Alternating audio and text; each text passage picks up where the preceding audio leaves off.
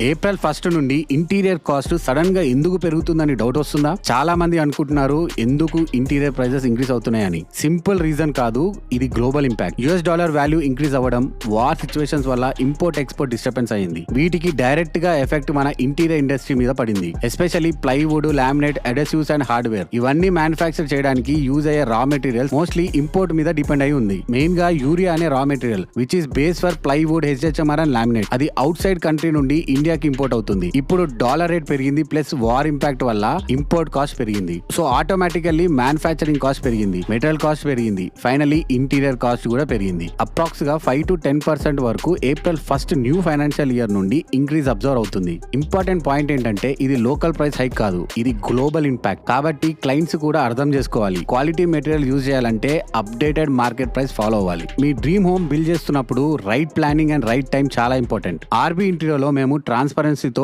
Best quality deliver చేస్తున్నాం. మీరు smart గా ప్లాన్ చేసి ఫ్యూచర్ ప్రైస్ హైక్స్ అవాయిడ్ చేయండి.